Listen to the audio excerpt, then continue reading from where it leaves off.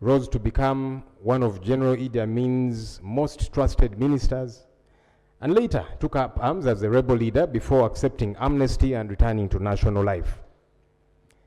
General Ali devoted over 5 decades of his life to public service. Throughout that long journey, he served Uganda in various capacities: as a soldier, a member of parliament, a cabinet minister in several portfolios, first deputy prime minister, second deputy prime minister, and deputy lead of government business. He remained a central figure in Uganda's public affairs for many years.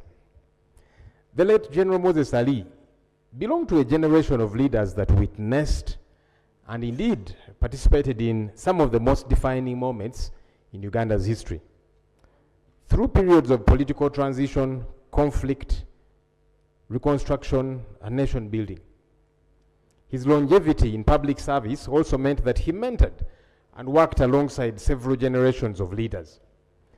Many members of this House today have differed with him politically, but they undoubtedly learned valuable lessons from his experience, his institutional memory, and understanding of the evolution of our nation.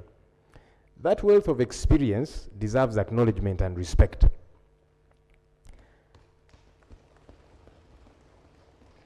Public service is one of the noblest callings. It demands sacrifice, resilience, and commitment. The late Moses Ali answered that call for much of his life, and for that he deserves our respect and gratitude. He belonged to the NRM, and I belong to the National Unity Platform, NUP. But I respected him, even though we differed politically.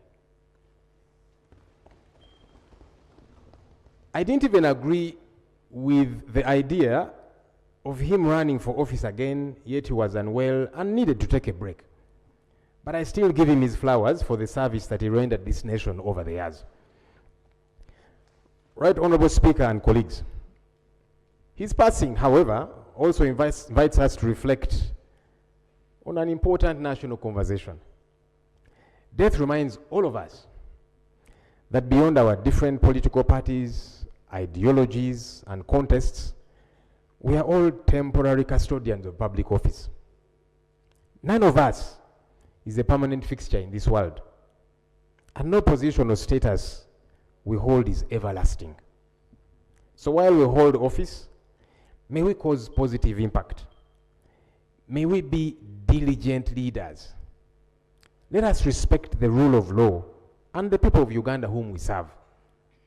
As we mourn the late General Moses Ali, may this occasion renew our collective commitment to selfless leadership, accountable governance, and service above self. Let us strive to leave behind institutions that are stronger than we found them, and a country that is better because we had the privilege to serve. We welcome the Commander-in-Chief of the Armed Forces who joined us earlier for this tribute session. I would like to urge him to prevail over the various security entities to observe the law and respect the law as they do their work. The 1995 Constitution is a brainchild of the NRM government. We need to respect that constitution. General Moses Ali was a believer in the rule of law, and that's why he gave up armed rebellion and then served in our national army. Anyone, whether a leader or an ordinary citizen, can be suspected by the state to have committed any offense, but they ought to be apprehended as the law stipulates, detained in a gazetted detention facility, and produced in court within 48 hours. Lately, Right Honorable Speaker and colleagues, people are abducted, taken for days, weeks, and even months. Sometimes they are tortured, their family does not know their whereabouts, and they are not produced in court. This is not right, and we must collectively condemn it. On behalf of the opposition, I extend our deepest condolences to the family of the late Right Honorable General Moses Ali, the people of Adjumani, the Muslim faith which he professed, the Nubian community, which he loved dearly, his friends and colleagues, and all Ugandans who mourn his passing. May they find comfort in the years he dedicated to serving this, our country. May God grant General Moses Ali eternal rest and comfort his family in this very trying time. For God and my country.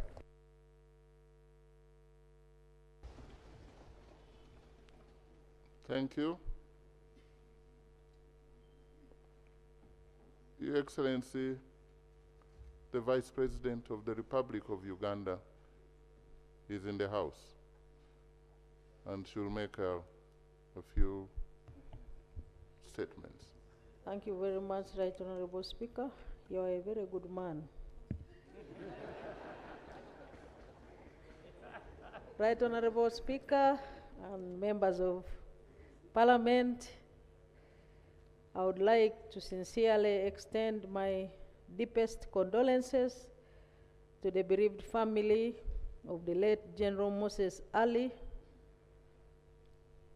To you, Mr. Speaker, to His Excellency the President, to the Muslim community in Uganda and beyond, to the people of Adjumani, and indeed to all the people of Uganda. The Right Honorable Moses Ali was a nationalist who has served Uganda with dedication to the benefit of all the people of Uganda.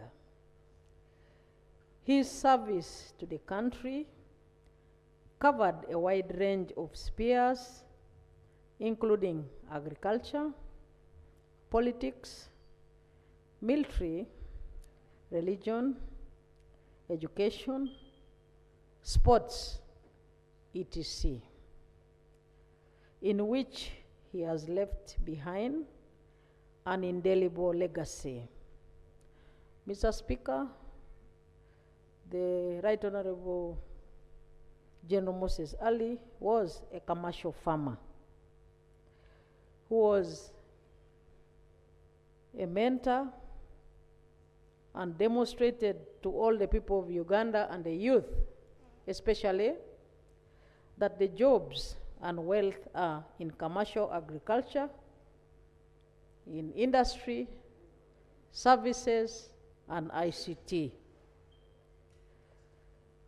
In his service as a politician, he mentored many, including myself. He was a freedom fighter, and he was such a humorous politician who you would not miss his message whenever he would communicate it. Mr. Speaker, in the military, he was such a disciplined officer, keeping time always.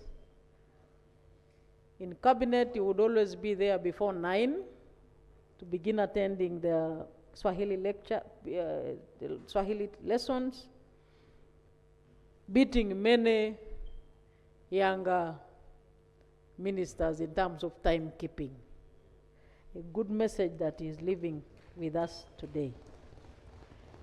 He was my neighbor in cabinet, and I really enjoyed his company. He would always communicate any small guidance which he feels that cabinet should consume, and I would articulate it on his behalf. Occasionally, he would write some messages for me to articulate for His Excellency the President. And whenever he would like to withdraw from cabinet, he would always make sure that he has sought for authority. I would now like to withdraw. It is time, it is 2 o'clock. There was a time when his doctors had advised him to always withdraw from cabinet at 2 o'clock. But he would not walk out without permission. And while walking out, he would always make sure that he greets His Excellency the President with a very sharp salute, even at his stage of his illness. So he was a very disciplined officer who knew what serving in the army meant, and indeed he was living like a military officer, Remember when we used to go to Chankwanzi, when he was still physically fit, we used to call him our bouncing officer. He would walk with a lot of haste, and you would enjoy the way he would be taking and carrying himself. Mr. Speaker, we all know that he loved the Muslim religion so much, but that did not stop him from being very close to other members of different religions. And he would always be a bridge between the teams in case there was an issue. I know that he comes from West Nile with a long history of service to the country, but he knew how to immerse himself in a situation and come out with the team in the situation that he finds himself in. We in Cabinet will miss him. In education, Mr. Speaker, he was among the founders of West Nile University, a private university who I would like to encourage all members of this House to continue supporting up to the logical conclusion, because it is still in its initial stages. But he also supported university education, going to school at that age he went to get the bachelor's degree in law, and he also got a PhD honorary in IU. But you could see a leader whose heart is too much into university education, especially of the Muslim young girl. He used to talk about how Muslim young girls are always disadvantaged, but he was a voice in raising the young girls who are Muslims to go to school and complete school. Mr. Speaker, there was a small clip which was circulating at one time, demonstrating that General Moses Ali was indeed a supporter and a participant in sports. In Nambole, one time he was playing football, and he kicked it with all his might, and you saw what happened. But it is a fact that sports is very good for physical fitness. He was a sportsman, and indeed, he has mentored many young sports people. He touched many lives during his service to our country with his humor and simplicity in carrying his messages. Mr. Speaker, I thank His Excellency the President for standing with General Moses Ali and the family, especially during the time when he needed specialized treatment. His Excellency the President was always standing with him, according him all the necessary support in terms of medication. May the Almighty God rest the soul of General Moses Ali in eternal peace. Thank you. Thank you. Lieutenant General James Mujira. Right Honorable First Deputy Prime Minister, General Moses Ali was your deputy, second deputy. And you worked with him as speaker here in this same chair, as deputy speaker. Thank you very much. 3 minutes, please. Yeah. Mwenyekiti na wabunge, habari za asubuhi. Sawa. Jambo. Honorable Speaker, let me begin by thanking the interim government for the constitutional making process, because it enabled Uganda to correct certain very, very historical injustices. And one of them was the tribes that had been swallowed up by the bigger ones were able to get listed in the constitution and be recognized. And among those were the Nubi.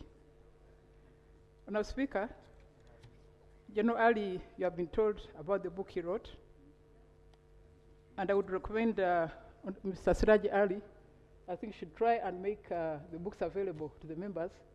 It's very, very important reading, so that people understand the history of this country and how people have been living. Somewhere in his book, he says the following: the feeling of having no power over one's history, no right to describe oneself, no capacity to determine one's destiny, no influence over what is written, no capacity to self-define, and the presence of general misery and hopelessness. This was the situation the Nubi people found themselves in, and Honorable General Ali did research over a long time, extensively by the way, and documented the history right from the, I think the 18th century, tracing all the Nubis, the Egyptian Nubi, the Acholi Nubi, the Langi Nubi, and all those until they came to Uganda. The book reflects on what must have been men who must got courage and whose migration and settlement were externally driven. They were just brought here through circumstances. They found themselves here and then they did not have a proper belonging. That's why I say that the constitution-making process was very important for the history of this country and for many of the tribes that had been marginalized. Honorable Ali was a calm person.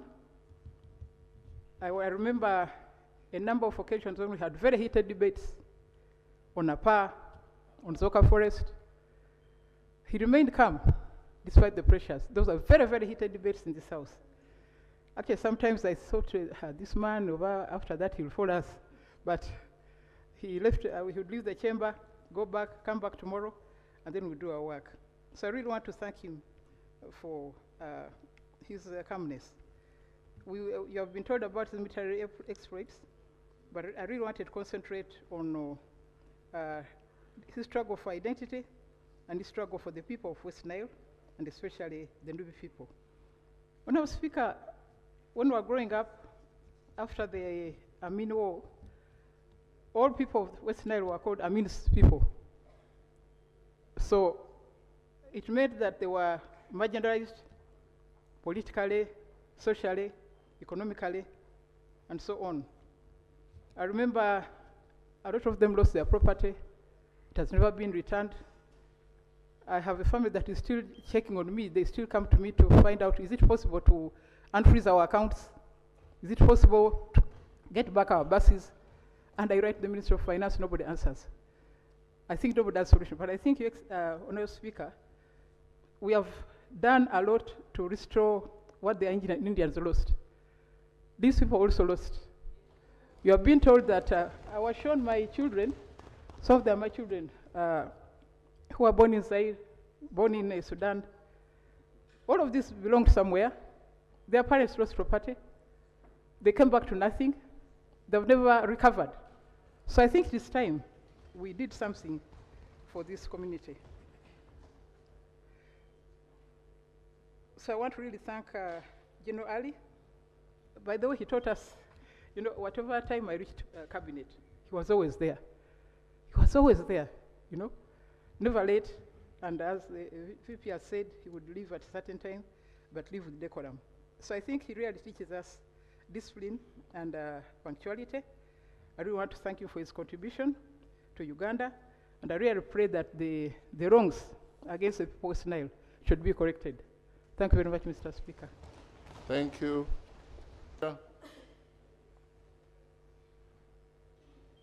Honorable Lieutenant General James Mujira.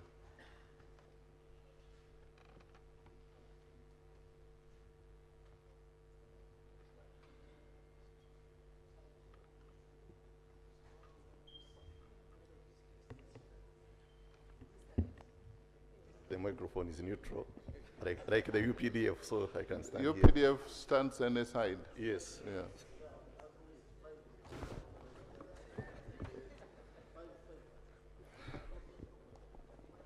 The Right Honorable Speaker, colleague members of the August House, for the record, I'm Lieutenant General James Mujira, a member of Parliament representing the Uganda People's Defense Forces, which is the other family of the late Right Honorable RO 106 20, General Retired Moses Ali. I rise to second the motion for a resolution of Parliament to pay tribute to one of Uganda's longest-serving military officers at the time of his retirement, a four-star general who devoted his life to the service of his motherland, a courageous freedom fighter, politician, statesman, and servant of the people who breathed his last on Saturday, the 11th of July, 2026, at Nakasero Hospital at the age of 87.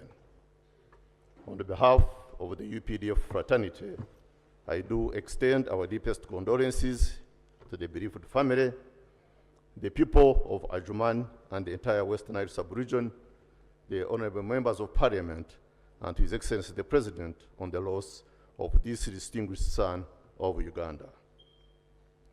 As UPDF, we are mourning and paying a glowing tribute to one of us, a brave soldier who, according to available military records, joined the National Army, that was the Uganda Army at that time, on the 16th of May, 1968, as a cadet officer, and rose through the ranks to a four-star general at the time of his retirement.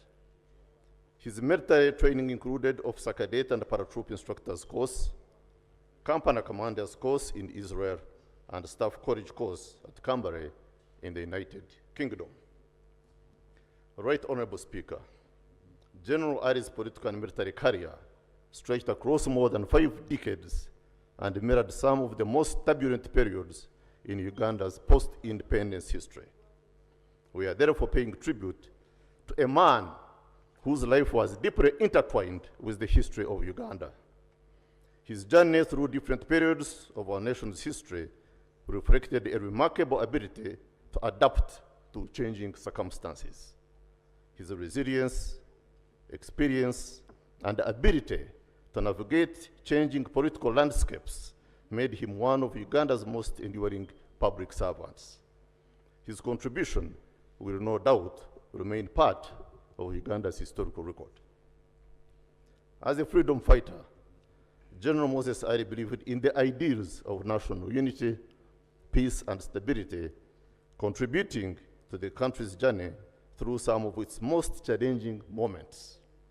General Moses Ali led the Uganda National Rescue Front, UNRF, during the 1980s against the Obote II regime, and after the Obote II regime was overthrown by the NRA, he embraced peace and signed a peace agreement with the government on the 16th of November 1986, which resulted into the integration of the UNRF fighters into the National Minister of Finance. The second was Brigadier Barnabas Kiri, who was the Minister of Education. If you didn't know the two, I can assure you going to secondary school will be a problem. Right Honorable Speaker, General Moses Ali had a passion for and really loved the military. He always had officer 4 stars on his vehicle, even on the civilian vehicle, and even in retirement. Whenever the UPDF issued a new type of uniform in its stores, General Ali always asked for a pair of the new uniform. I know wherever he is, he must be happy that at least he has been given send-off in full military or with full military honors. I don't know which other portrait they would have put there with him in civilian clothes. General Ali, though my senior in all ways, whether it is in age, in rank, in status, was also a personal friend. I personally worked with him closely in the mid-1990s when I was private secretary to His Excellency the President, and I always treated his correspondences to the President on matters of stabilization of Western Nile as a top priority. I later on worked with him closely in 2004 when I was in charge of the Chieftains of Military Intelligence at a time when some rebel group was trying to establish bases in Western Nile, which, with his support, were able to dismantle that group. A few years back, when he came back from treatment abroad, he called and updated me of his health and a planned Thanksgiving function in Adjumani. I couldn't attend the function because I was out of the country, but I sent him some contribution towards the function.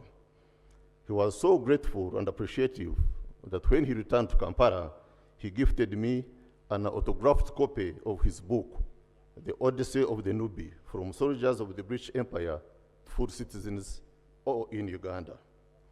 In that book, he gives an account of the injustices to Nubi soldiers and the Nubi resistance against, with advancing government development programs, promoting national unity, and supporting partnerships aimed at improving livelihoods in Adjumani and other parts of the country. To many in the West Nile region, he was a respected leader who championed the interests of his people. His supporters remember him for his commitment to community development, national unity, and public service. No wonder they continued voting him into parliament even when his health had deteriorated and he was visibly frail. Right Honorable Speaker, General Ali had the will to live. He was a fighter like a real general, and he fought on till the last hour. He could never miss national functions. I think even his decision to contest for Member of Parliament this year shows his never retreat, never surrender, never give up spirit of a general. Right Honorable Speaker, colleague members, as we mourn the General's departure, we also celebrate a life well lived. A life marked by service, sacrifice, and commitment to Uganda. His passing marks the end of a remarkable chapter in the country's history, but his legacy will continue to inspire generations. General Ali's contribution to our nation will remain woven into the fabric of our history, and his memory will continue to guide those who follow in his footsteps. We are grateful for a life lived with purpose, for sacrifices that secured our people's freedom, and for a legacy that will continue to inspire generations to come.